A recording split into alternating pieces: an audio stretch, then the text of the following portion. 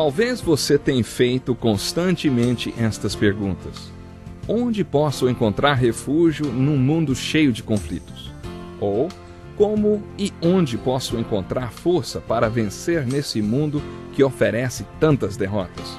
Acompanhe agora com o pastor Edson Bruno mais um programa Encontro com a Palavra.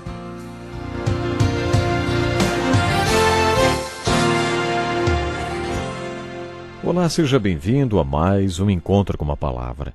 Estamos estudando o capítulo 16 do Evangelho de João. Hoje continuaremos enfocando o sermão da última ceia, retomando a partir do versículo 25 até o 28, no qual Jesus diz: embora eu tenha falado por meio de figuras, vem a hora em que não usarei mais esse tipo de linguagem, mas lhes falarei abertamente a respeito de meu Pai.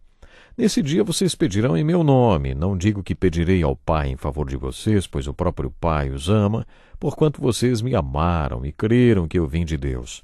Eu vim do Pai e entrei no mundo, agora deixo o mundo e volto para o Pai. Agora preste atenção nos versículos seguintes. Então os discípulos de Jesus disseram: agora estás falando claramente e não por figuras. Agora podemos perceber que sabes todas as coisas e nem precisas que te façam perguntas, por isso cremos que viesse de Deus. Respondeu Jesus: agora vocês creem? Aproxima-se a hora e já chegou quando vocês serão espalhados cada um para a sua casa. Vocês me deixarão sozinho, mas eu não estou sozinho, pois meu Pai está comigo.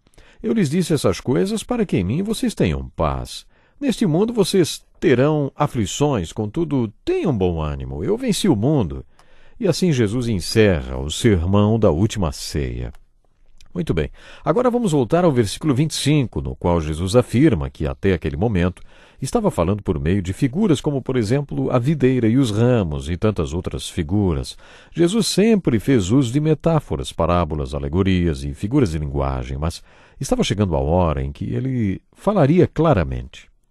Isto é muito interessante e acho que os apóstolos não entenderam sobre o que Jesus estava falando. No versículo 29, eles disseram a Jesus: agora estás falando claramente e não por figuras, por isso cremos. Que irônico! É uma pena que não possamos ver a expressão facial, nem ouvir o tom de voz de Jesus. Eu imagino Jesus com um olhar cheio de amor e compaixão, um sorriso de canto de boca, dizendo, conforme lemos no versículo 31, agora vocês creem? Aí então Jesus fez uma previsão do que aconteceria em pouco tempo. Judas chegaria, conforme lemos nos outros evangelhos, e Jesus seria preso. O que viria a seguir é assim previsto por Jesus. Aproxima-se a hora, e já chegou, quando vocês serão espalhados cada um para a sua casa.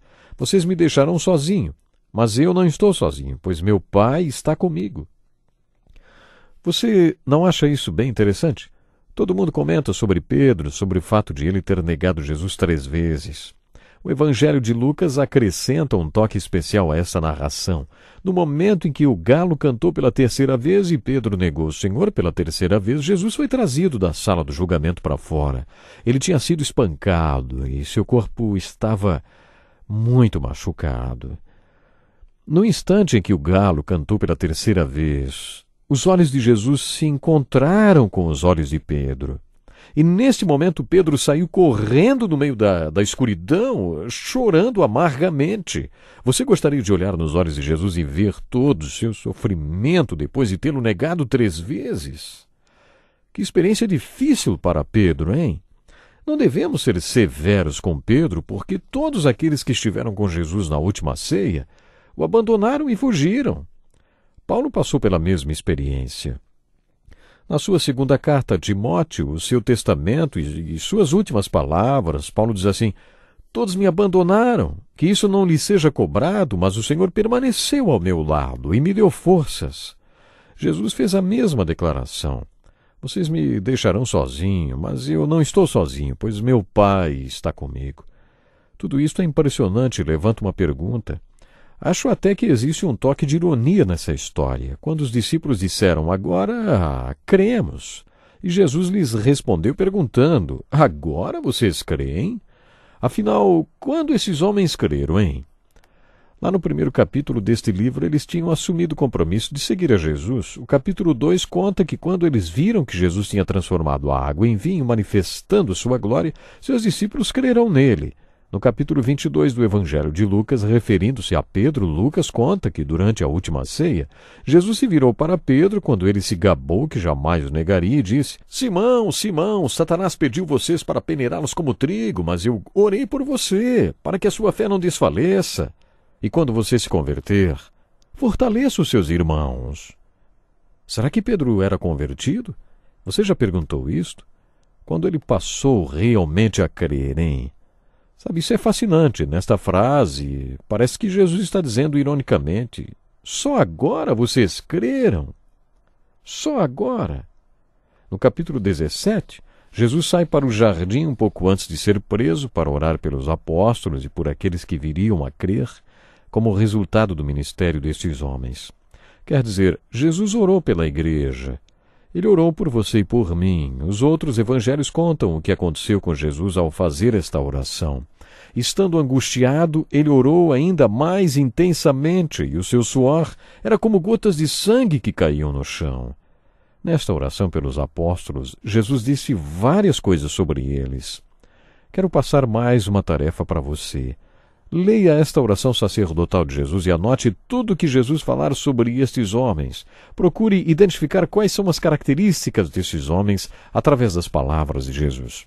Vocês vão perceber que Jesus não tinha dúvidas quanto à fé deles. Eles creram. Jesus disse: eles têm obedecido a tua palavra. Eles sabem que tudo que me deste vem de ti. Creram que me enviaste. Jesus ora pedindo que eles vivam e ministrem de tal maneira que todo mundo conheça e creia. Se você estudar a oração do capítulo 17 e fizer essas anotações sobre o que Jesus fala sobre os discípulos, vai perceber que eles criam. Mas o que estava faltando então, hein? Acho que o que estava faltando era o Pentecostes. Antes do Pentecoste, esses homens eram covardes. Todos abandonaram Jesus e fugiram. Eles o deixaram sozinho e se espalharam, ficaram como ovelhas sem pastor. É isso, eles ficaram como ovelhas sem pastor. Acredito que pessoas possam crer intelectualmente e até ter vontade de crer, mas ainda assim não ter a unção do Espírito Santo. Gosto de me referir a esta unção do Espírito Santo porque é o que mais se aproxima do original grego, unção energizadora do Espírito Santo sobre eles. É possível que uma pessoa creia de várias maneiras e não tenha esta unção energizadora do Espírito Santo sobre ela. E isto faz toda a diferença. Você vai perceber isso se continuar a leitura de João até o livro de Atos. Você verá que a unção do Espírito Santo faz toda a diferença. Depois do Pentecoste, eles deixaram de ser covardes e passaram a ser destemidos. Sabe, este mesmo Pedro, que num momento negou por 3 vezes que conhecia Jesus, no livro de Atos, ele se apresenta como João no meio do Sinédrio, lá com João no meio do Sinédrio. Isso, no Sinédrio, rabinos, escribas e fariseus se reuniam em um círculo e os apóstolos ficaram no meio deles. Era uma situação muito intimidadora, mas aqueles homens ignorantes que mal sabiam ler e escrever não tinham medo, nem se sentiam intimidados. Eles eram muito corajosos e destemidos e falavam com muita clareza e eloquência. Eles sabiam se expressar e articular suas ideias de maneira desenvolta. Todos os homens do Sinédrio reconheceram que aqueles homens tinham estado com Jesus. Esta era a única explicação. O que fez desses homens antes covardes e facilmente intimidáveis, homens fortes e valentes no livro de Atos? O quê? O que aconteceu no meio disso tudo? O Pentecoste. Isto fez toda a diferença. Portanto, depois de estudar o sermão da última ceia, e principalmente este último capítulo, e ver como este sermão termina, você poderá responder o que é fé. O que é fé? O que realmente significa crer? O que significa, principalmente, crer em Jesus Cristo? O que significam essas palavras de Jesus? Eu lhes disse essas coisas para que em mim vocês tenham paz. Neste mundo vocês terão aflições, contudo, tenham ânimo, eu venci o mundo. O que significa crer? E depois, o que significa permanecer nele? O que significa ter esta unção energizadora do Espírito que capacita para a obra e para tudo que envolve o seguir a Jesus? O propósito do estudo do Evangelho de João foi descobrir neste livro respostas para as perguntas: o que é fé? O que é vida? E, principalmente, quem é Jesus? Puxa, você não acha que aprendemos bastante coisa sobre Jesus com o sermão da última ceia? Mas é o seguinte, eu quero passar mais uma tarefa para você. Você já observou que nós gostamos de passar algumas tarefas, né? Eu gostaria que você lesse mais uma vez o sermão da última ceia e descubra as respostas para as perguntas: quem é Jesus? O que é fé? E o que é vida? Vai ser muito importante você ler esta palavra maravilhosa. Porém, antes de encerrar o programa de hoje, eu quero sublinhar algo para que fique muito bem marcado em nossos corações.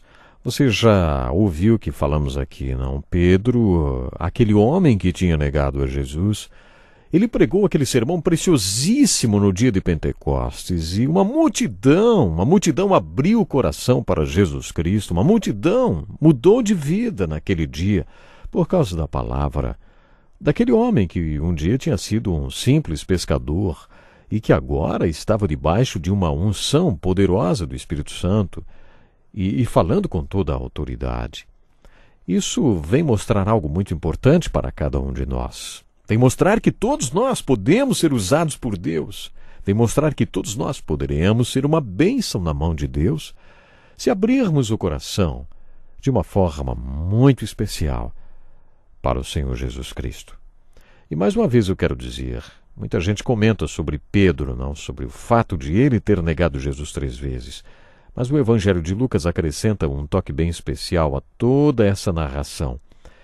Aquele fato de que quando o galo cantou pela 3ª vez e Pedro negou o Senhor pela 3ª vez, Jesus foi trazido da sala do julgamento para fora. Ele tinha sido muito, mas muito espancado mesmo. O corpo de Jesus mostrava isto. E naquele instante em que o galo cantou pela 3ª vez, os olhos de Jesus, a Bíblia diz que se encontraram com os olhos de Pedro. Sabe, eu às vezes paro para imaginar o olhar de Jesus para Pedro naquele momento. Foi um olhar tão especial, foi um olhar tão incrível, tão precioso, que naquele exato momento Pedro sentiu um choque muito forte. Ele saiu em disparada, ele saiu correndo no meio da escuridão, chorando, mas chorando amargamente. Incrível esse momento para a vida de Pedro, em que experiência Pedro viveu naquele momento. Ele experimentou o olhar do Senhor Jesus naquela hora em que Jesus estava ali, sofrendo as agruras daquele castigo, prestes a ir para a cruz. Tenho certeza que aquele foi um momento decisivo para Pedro. Que pena, temos que ficar por aqui hoje. Deus lhe abençoe. Que lição importantíssima. Obrigado, Pastor Edson Bruno. Prezado ouvinte, coloque em prática o que você ouviu aqui. Sem dúvida, sua vida será grandemente abençoada. Este é um estudo escrito pelo Dr. Dick Woodward, na voz do Pastor Edson Bruno. Escreva-nos e solicite o material. Nosso endereço é Encontro com a Palavra, Caixa Postal 2011, CEP 89201-970, Joinville, Santa Catarina. Até o nosso próximo encontro com a Palavra.